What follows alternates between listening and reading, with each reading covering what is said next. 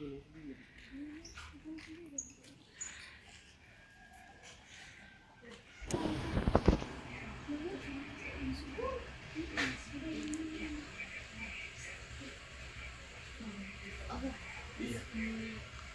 kalau misalnya kita kunjung rumah adatnya bisa. Iya, rumah adat sekarang kosong. Oh, mesti kayak Lihat-lihat di luarnya boleh. Soalnya tanggal ini ada rusak ini. Baru dikerjakan. Baru 2 tahun lalu beberapa. Belum serah terima dari panitia kepada tua adat, jadi belum bisa digunakan, belum bisa dimanfaatkan.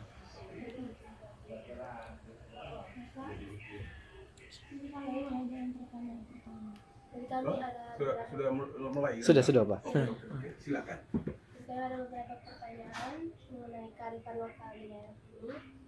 Untuk pertanyaan pertama itu, apa saja bentuk ritual adat yang ada di daerah ini? Ritual adat kalau yang diwariskan oleh leluhur. Saya mulai dengan kerja kebun. Jadi kalau awal dari kerja kebun semuanya untuk mulai membabat, bersihkan kebun semua. Dan kalau tanam biasanya bibit disiapkan oleh warga, dikumpulkan jadi satu, kemudian diritualkan di tubuh musuh. Batu-batu yang itu namanya tubuh musuh. Kamu akan lihat itu diritualkan untuk dibagikan kembali kepada warga untuk tanam di kebunnya masing-masing. Nah, nanti sebelum panen itu kalau sudah matang, umpamanya labunya sudah matang, jagungnya sudah itu. Kami sini hanya jagung dengan ubi kayu, dengan labu besi, kacang panjang. Ya, tidak ada sawah, tidak ada kan. Ladang juga tidak. Ya, hanya ubi kayu dan jagung. Jadi itu pun musiman. Dan kalau sudah tua, ada yang sudah matang, nanti mau lagi ada bagiannya untuk turun. Di sini dibilang ratana. Oh iya. Ratana artinya mengambil hasil dari warga, nanti dibantu bersama-sama oleh para laki di rumah. Jadi salah satu ritual adat. Kemudian ada ritual adat yang lain, umpamanya ini pembelisan dari tuannya juga, dan itu tidak boleh dilangkahi, dia punya tahap-tahap dalam pembicaraan. Kira-kira apa makna dari ritual adat? Maknanya untuk supaya dia tetap lestari, kebiasaan itu biar tetap dijaga oleh warga dan dijaga oleh semua. Kalau dalam ritual itu apa jenis-jenis tarian yang biasa dipakai itu seperti apa? Oh, tarian, kalau kami di sini tarian itu biasanya tarian tujapaah, pakai selendang, itu ada gambar itu, pakai gendang, pakai suling. Nah itu dijualkan. Nah ini biasanya kalau ada waktu pernikahan, seperti itu. Nah itu diarak, kemudian boleh pada malam itu bersama-sama gendang, menari rame-rame, saling memberi antara gadis dan muda. Kalau boleh tahu Pak, ini ada patung di depan itu. Patung apa ya? Ini patung tujapaah, itu yang baru dibuat tahun ini, John Ire yang buat ini. John Ire, tahu tak John Ire? Dari Manggarai. 1998 barangkali. Ya, tahun Itu dibuat atas dasar makna. ya, patung itu dibuat atas dasar maknanya? Maknanya untuk mengingatkan kepada generasi yang berikutnya, generasi sekarang kan. Kan kalau sekarang kan tidak tahu, lebih banyak tidak tahu, lebih banyak tidak tahu tiup gendang, tabu gendang itu tidak tahu, tiup suling tidak tahu. Memang di sekolah-sekolah digalakan, tapi tidak secara sungguh-sungguh. Nah, ya tidak sampai tuntas, hanya sepotong-sepotong lepas. Nah, seperti itu. Ya, saya juga mantan guru SD. Jadi, iya. Nah, seperti itu. Oke. Kalau cerita-cerita rakyat di daerah sini itu seperti apa? Cerita-cerita rakyat yang ya salah satu cerita rakyat yang berkembang ini ya ia Meja Wongge berkecil pernah dengar juga itu. Iya Meja Wongge. Meja seorang gadis cantik. Meja seorang gadis cantik. Wongge pemuda, ia pemuda. Meja bilang saya tidak mau Wongge. Engkau pemuda yang cacat, punya borok-borok banyak. Ya apa dong kau? Wongge kau buku koki. Artinya yang borok-borok banyak tadi. Ya, Funga ia atau Masaria atau yang kulit bersih. Seperti itu. Nah, Wongge marah sudah. Ya, ambil pedang, potong. Potong siapa? Potong kepalanya Meja. Kepalanya kuat, pedang terlepas dari ulo. Endi. Ini salah satunya. Belum lagi cerita-cerita rakyat yang lain tentang tikus yang kera. Ini biasa-biasa saja untuk maknanya yang itu mengajarkan anak-anak muda, anak-anak kecil kita saling menghargai kalau bekerja. Nah, Lagu daerah masih kami di sini lagu daerah hampir tidak nampak. Iya, hampir tidak nampak. Itu yang nampak saja pada waktu orang duduk-duduk yang tua-tua minum moke, mereka tidak tapi namanya kami sini bilang jenda. Jenda itu mereka mengungkapkan isi hati mereka dengan lagu. Tapi kalau lagu yang tercipta untuk itu tidak nampak. Nah, jenda itu yang sering oleh tua-tua, tapi yang muda-muda sekarang tidak tahu. Nah, termasuk saya sendiri tidak tahu jenda. Nah, mengungkapkan isi hati dengan situasi yang ada. kalau di dekat sini ada tenun ikat. Nah, sini tenun ikat betul. Itu di bagian mana? Dulu hampir semua di kampung sini. Sekarang lebih banyak di Redeboge situ.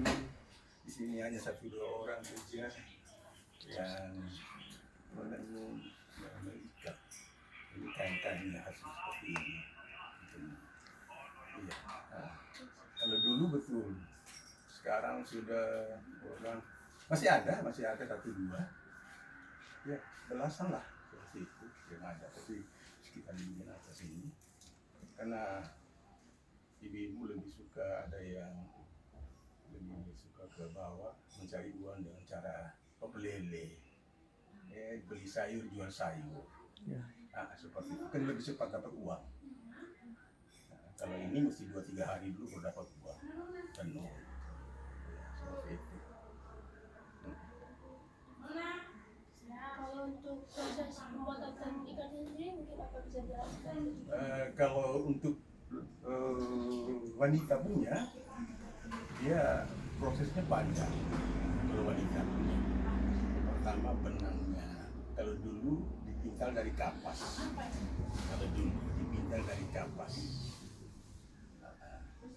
Kalau sekarang kan benang tinggal beli saja di toko. Yeah. Nah, setelah dibeli, setelah dipintal itu kapasnya, kemudian baru dibuat itu dipasang pada untuk diikat. Kami namakan peru. Itu diikat, peru. Diikat, ciptakan dia punya bunga-bunganya, ikat talinya pakai daun gebang atau pucuk daun kelapa, dari ikat apa biar kecil-kecil diikat membentuk bunga-bunganya, kembang-kembangnya pada sarung perempuan itu.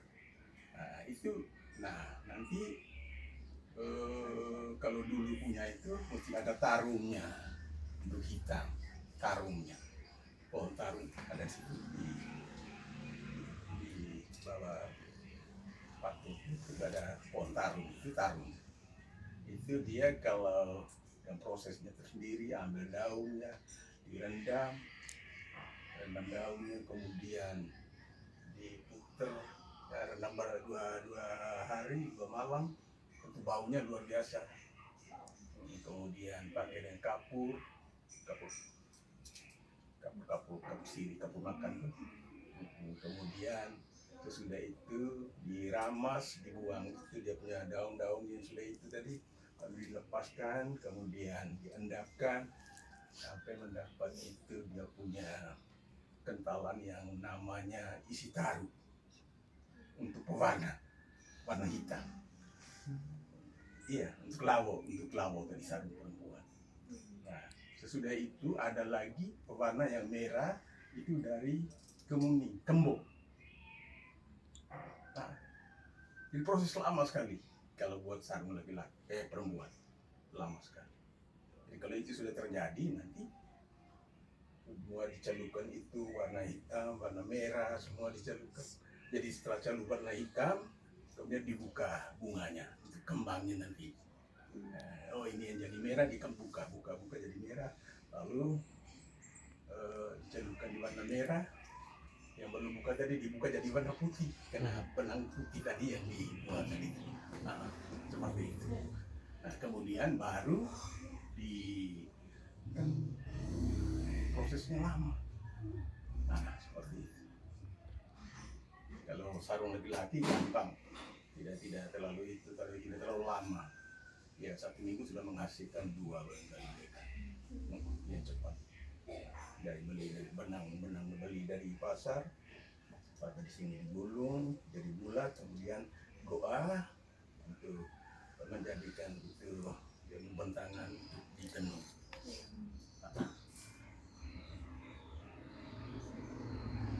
Apakah mau tanya tentang rumah adat? So boleh. Dia punya bentuk itu ada makna tersendiri atau bagaimana? Bentuk itu kalau biasa dulu itu saya pakai daun, adanya alang-alang atau daun kelapa. Iya, tidak pakai ini. Dulu tidak pakai paku dulu, semuanya pakai pasang, pakai lubang ini, yang baru pakai pasang. Ini kita modern sudah jadi berbeda ya. Nah, tentu punya makna tersendiri orang tua atau diwariskan oleh leluhur kami, seperti itu yang tidak boleh. Kalau dulu yang tidak boleh pakai paku, terus sekarang berbeda sudah, tidak ikut perkembangan zaman.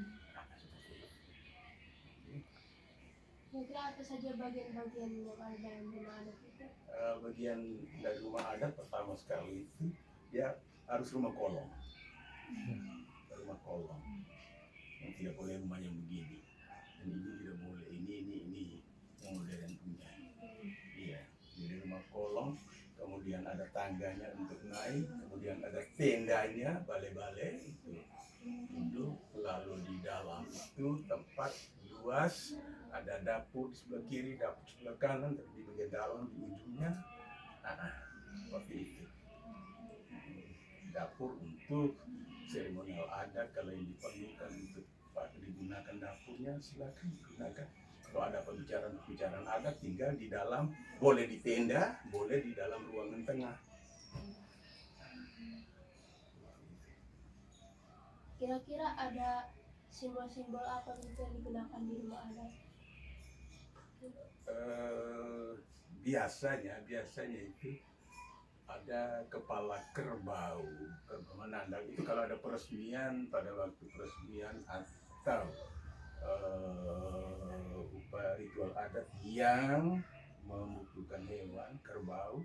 Nah, yang kepala tidak boleh dibuang, tanduknya itu biasanya diletakkan di depan itu. Nah, seperti itu menandakan bahwa ini lambang bahwa kemampuan daripada kampung ini dengan ritual adatnya dan memotong kerbau. Mungkin itu saja Om Papa. Itu saja. Pertanyaan-pertanyaan dari kami.